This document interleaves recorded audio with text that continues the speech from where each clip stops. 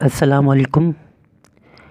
आज हम MCQs chemistry के 31 से 40 तक करेंगे। मैं आपको इसके राइट आंसर बता दूंगा कि इसके राइट आंसर क्या हैं, और जहां पर एक्सप्लेनेशन ज़रूरी होगी वहां मैं आपको इसकी एक्सप्लेनेशन भी बता दूंगा। पहला एमसीक्यूज़ है कि different components of the mixture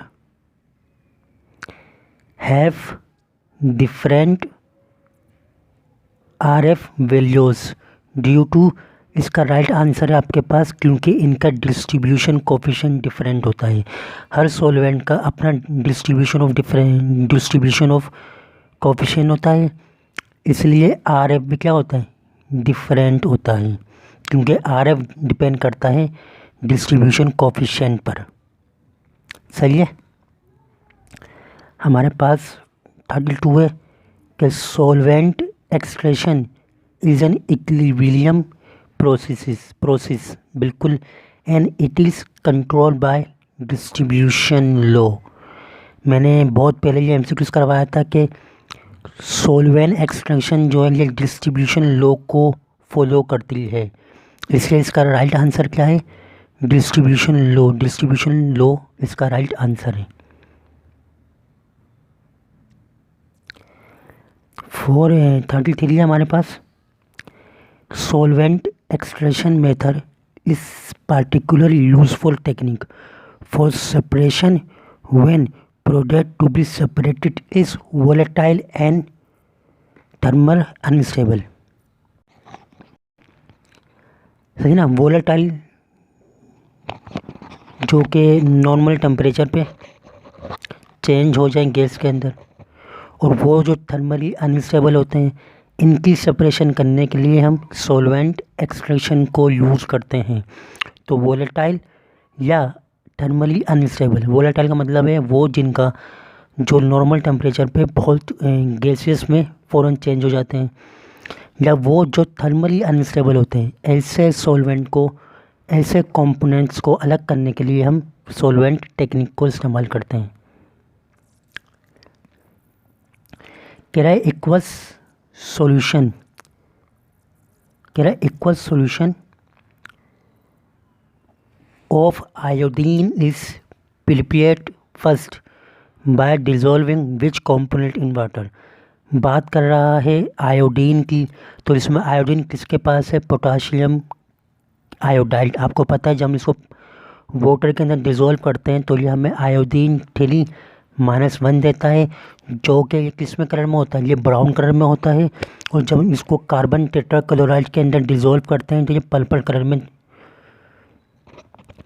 colour के अंदर चेंज हो जाता है। ये एमसीक्यू हमने पहले किया भी था। सही है। तो हम जब आयोडीन का इक्वल सॉल्यूशन को तैयार करते हैं तो हम इसको डिज़ोल्व करते हैं वाटर के अंदर पहले, किसके साथ, पोटाशियम आयोडाइड को। तो पोटाशियम आयोडाइड से क्या मिलता है हमें, ट्राई आयोडाइड मिलता है, जो किस कलर का होता है, जो कि ब्राउन कलर का होता है। किस कलर का होता है, ब्राउन कलर का होता है। और जब हम इसको किस में डिज़ोल्व करते हैं, कार्बन टेट्राक्लोराइड में, किस कलर का हो जाता है, ये पर्पल कलर का हो जाता है। ये बातें आप याद रखेंगे।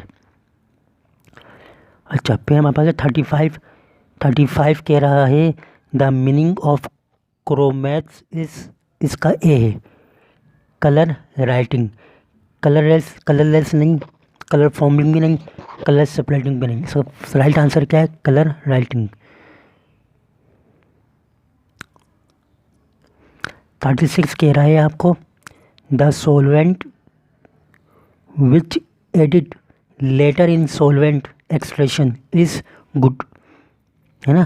कहता है कि वो सॉल्वेंट जिसको हम सॉल्वेंट एक्सट्रैक्शन में बाद में ऐड करते हैं वो क्या होता है, वो अच्छा होता है।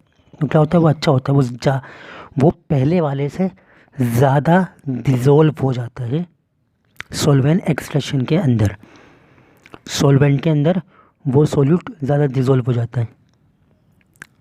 तो इसका बी राइट आंसर है। कह रहा है which of the following methods will be use to separate the mixture of NaCl and sand. तो इसका आपको पता होना चाहिए। इसका राइट आंसर है D, shake the mixture with water filter and evaporate the filtrate.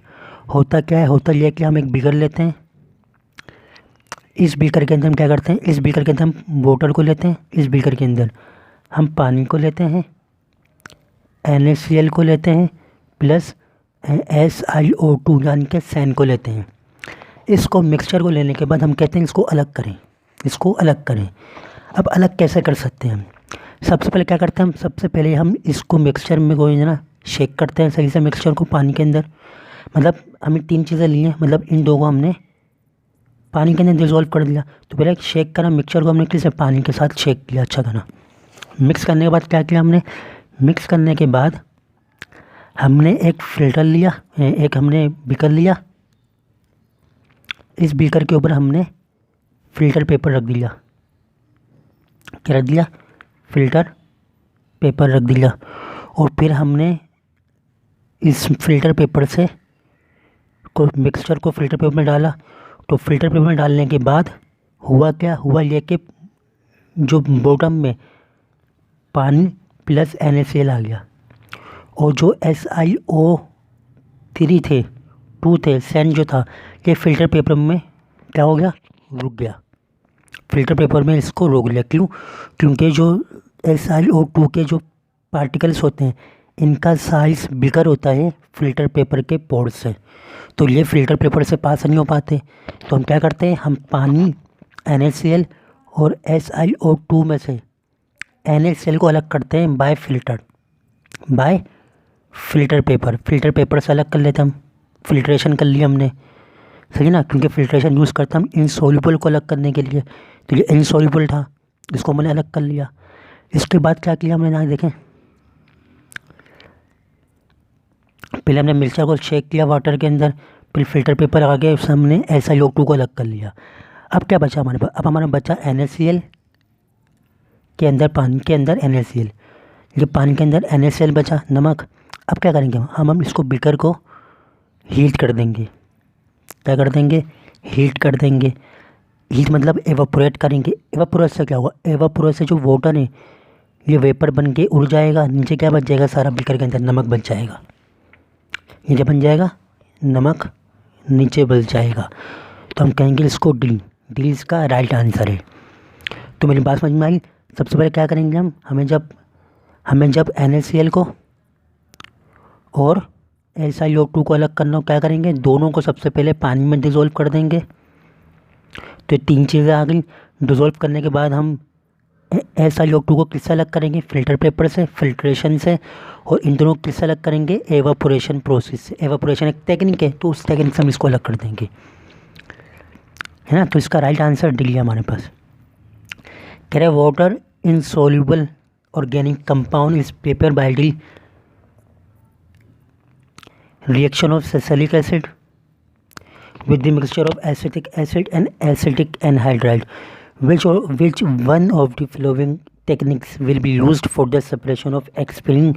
इसका राइट आंसर है ऑप्शन ए, फिल्ट्रेशन। फिल्ट्रेशन क्यों लगाया, कह रहा है कि वाटर इनसॉल्युबल ऑर्गेनिक कंपाउंड, पानी में ना हल होने वाले ऑर्गेनिक कंपाउंड, तो जो पानी में हल नहीं होते वो इनसॉल्युबल होते हैं, और इनसॉल्युबल को हम फिल्ट्रेशन से अलग करते हैं। अभी हमने ऊपर वाला MCQ किया, तो उसमें हमने SiO2 को किससे अलग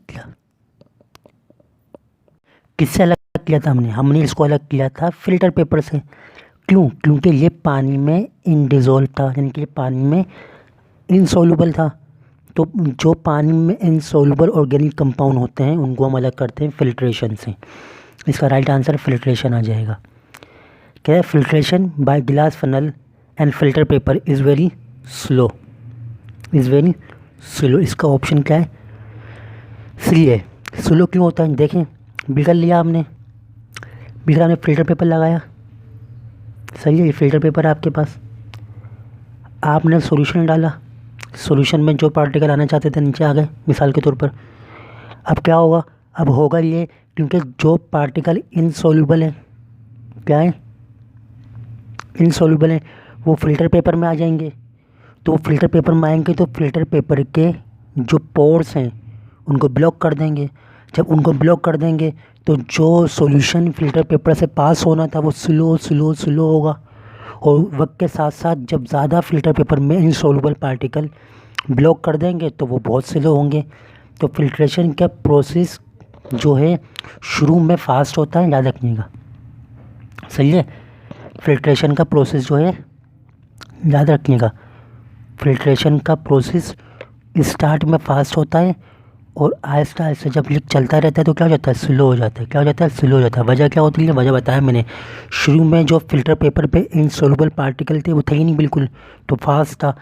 जैसे जैसे इनसॉल्युबल पार्टिकल जो हैं वो फिल्ट्रेशन के पेपर के ऊपर आते रहे, इसका ना प्रोसेस स्लो होता गया। जैसे चाय की पत्ती देखें, अगर चाय की पत्ती में जो छन्नी होती है वो बिल्कुल साफ़ है तो आपकी चाय जो है फटाफट छन जाती है, लेकिन जैसे पत्ती जो है वो ऊपर आ जाती है तो आप देखेंगे कि चाय का फ्लो भी स्लो हो जाता है। क्यों? क्योंकि इनसॉल्युबल पार्टिकल ने उन पोर्स को, जो फिल्टर है उसके हम पोर्स को ब्लॉक कर दिया। तो इसका राइट आंसर क्या है? इसका राइट आंसर है सी। लास्ट है, टू अचीव गुड सेपरेशन, अच्छी सेपरेशन हासिल करने के लिए the two liquids are gently shaken to increase of contact. क्या कॉन्टैक्ट? वही बात है, अगर आपने दो लिक्विड्स को अलग करना है तो उनके अंदर जो है ना वो कॉन्टैक्ट अच्छा होना चाहिए, उनका कॉन्टैक्ट बढ़ाएं ताकि वो आपस में मिक्स हो जाए। मिक्स होने के बाद जिसको हम अलग करना चाहते हैं उसे हम आसानी से अलग कर दें। तो इसका राइट आंसर सी है। आज के हमारे लिए 40 MCQs हो गए। मेरे चैनल को सब्सक्राइब करिएगा, लाइक करिएगा, शेयर करिएगा, और कोई MCQs आपको समझ में नहीं आया है तो कमेंट बॉक्स में लिखें, मैं उस पर दोबारा एक्सप्लेन कर दूँगा। तो थैंक यू, अपना ख्याल रखिएगा।